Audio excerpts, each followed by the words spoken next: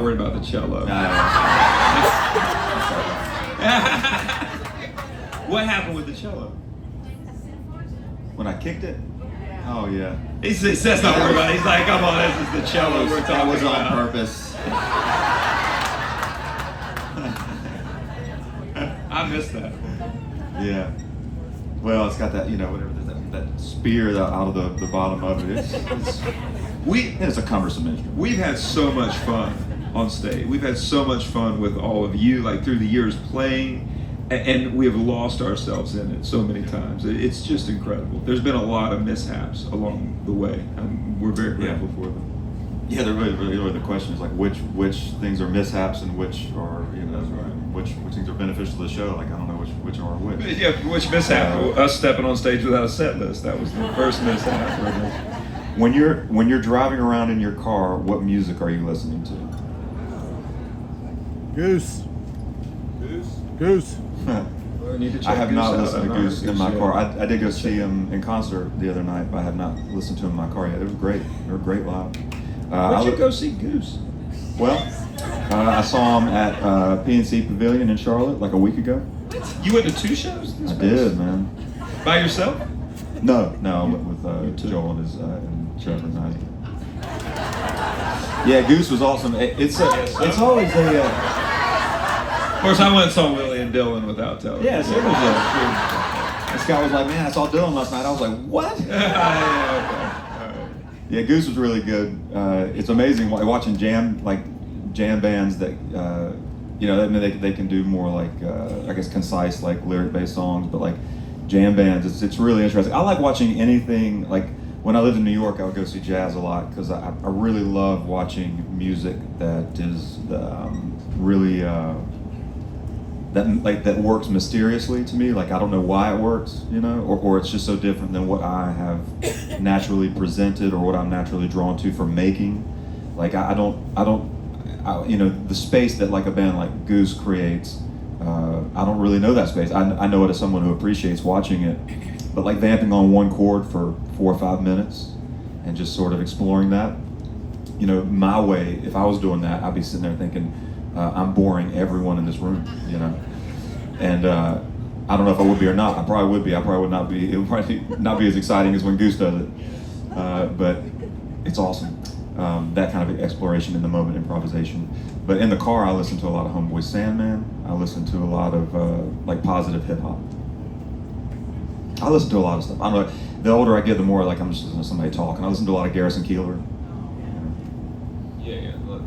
Well, when you have teenagers, having 10, a 14, and 16. Oh yeah, what am I talking about? I listen to Green Day more than anything. Trying to share. Yeah. And you go back and you share things with them that you think are going to hit, and they're like, I'm not so sure about this. Like Sepultura Roots.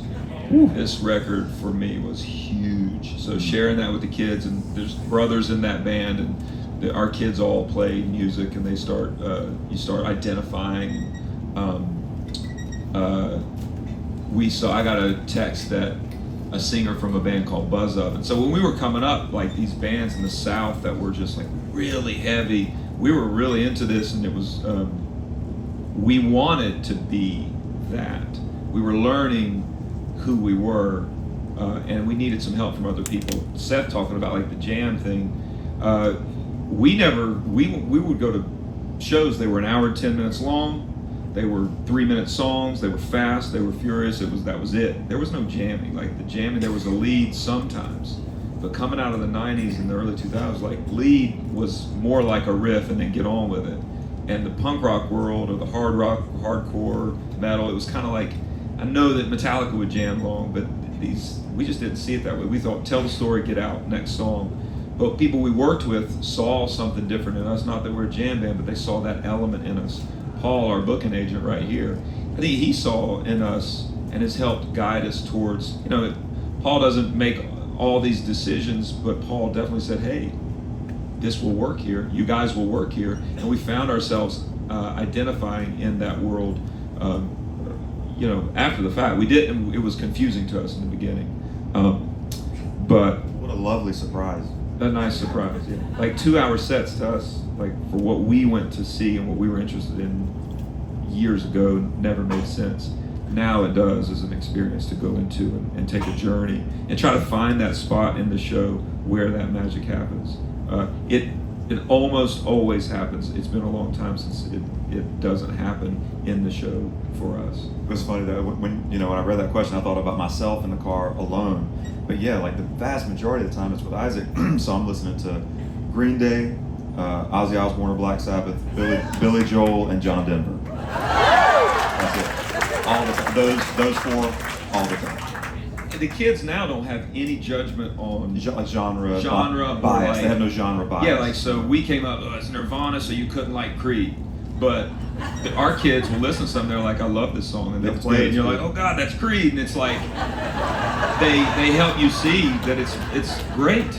It's like, what in the world was that? And like what we were talking about earlier, like that judgment was killing us. Killing us. So stupid. Like it was just so silly. Yeah. Yeah, one of my kids loves Youngblood, so we just like, maybe just think this is the thing. So something about a flea bag, I was like, oh, that line is so good. I'm just a flea bag. Get your kids some leather pants, man. Leather pants are back, it's all good. They don't judge leather pants like we do.